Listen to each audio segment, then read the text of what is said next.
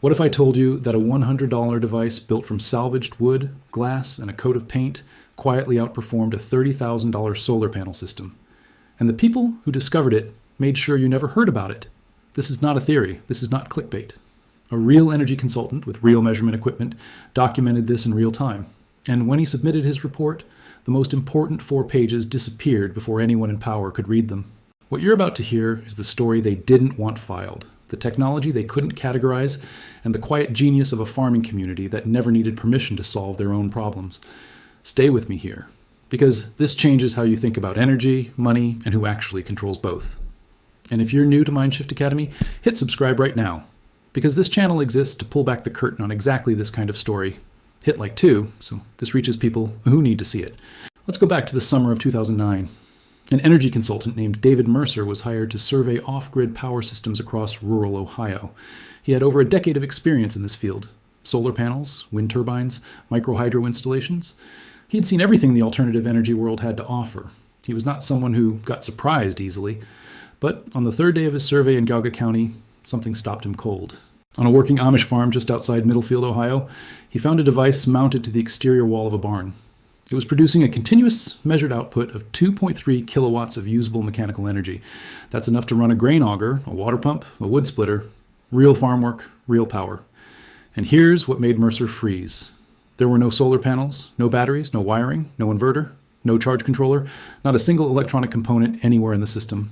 What he was looking at was a flat wooden frame, roughly 8 feet wide and 12 feet tall, covered in standard window glass, painted black on the inside, and connected through a simple insulated duct to a mechanical turbine inside the barn. That's it. The whole thing. Total cost of purchased materials, around $100. The rest came straight off the farm property. Mercer spent 2 hours measuring, photographing, and writing detailed field notes. He had never seen anything like it in 11 years of professional field work. When he returned to the Ohio Energy Project office and submitted his report, his project coordinator pulled those 4 pages out before forwarding the findings to the state. The reason given? The device didn't fit into any of the survey's predefined categories. Mercer asked which category it should have been placed in. The coordinator didn't answer. That silence is what this whole story is really about. Now, let me explain what this device actually is, because once you understand the physics, you'll realize just how simple and how powerful it truly is. It's called a thermodynamic solar engine, and the principles behind it aren't new. They were formally described by a French physicist named Sadi Carnot back in 1824. The concept is ancient. When you heat a confined volume of air, it expands. Expanding air in a sealed system increases pressure. Pressure moving through a turbine or piston creates mechanical work. That's the entire engine. Heat goes in, rotation comes out, no electricity involved at any step. The breakthrough in this Amish design is something called the concentration ratio. The collector, that big black painted glass frame, captures solar energy across 96 square feet of surface area. All of that heated air is then forced through a single 4-inch passage into the turbine. You're taking energy collected from a large surface and concentrating it through a tiny opening. The result is high-velocity air that carries enormous kinetic energy, and that energy spins a shaft. On the afternoon Mercer visited, the air inside that collector was reading at 194 degrees Fahrenheit. The outside air was 84 degrees. That 110-degree temperature gap was the engine's fuel, and that fuel cost nothing. Here's where it gets even more interesting. The commercial solar thermal industry sells specialized absorber coatings at $140 per square foot. They sell evacuated tube collectors, anti-reflective glazing, premium everything. The Amish farmer used window glass from a salvage yard and flat black farm equipment paint from the hardware store. The commercial coating absorbs about 97 to 98% of solar radiation. The paint absorbs about 95%. The real-world performance difference at residential scale, 4 to 6 degrees of temperature inside the collector. That is the gap between the $4 solution and the $140 per square foot solution. Think about that the next time someone hands you a solar installation quote. And the seasonal adjustment system, the mechanism that keeps the collector aimed at the sun year-round as the sun changes its angle across the sky. Commercial installers charge $2,000 to $4,000 for a motorized electronic version of this. The Middlefield farmer built his version with a salvaged barn door hinge and about $3 worth of threaded rod and hardware store nuts. He tilted the collector 4 times a year, at the solstices and equinoxes, using nothing but a wrench and his own observation. Over several years, he arrived at the exact same 4 optimal angles that NASA's solar modeling software calculates analytically. He didn't use any software, he just paid attention. Now here's where the story takes its darkest turn. In 2010, 1 year after Mercer's survey, a coalition of Midwestern electric utility companies filed a petition with the Federal Energy Regulatory Commission. Their argument was that thermodynamic solar conversion systems producing more than 1 kilowatt of output were an unregulated class of distributed generation, and that their spread without utility oversight posed risks to grid stability. The Commission accepted this framing and issued a ruling in March 2011. That ruling effectively classified the Geauga County style of installation as a regulated distributed generation facility, meaning it required utility interconnection approval to operate legally.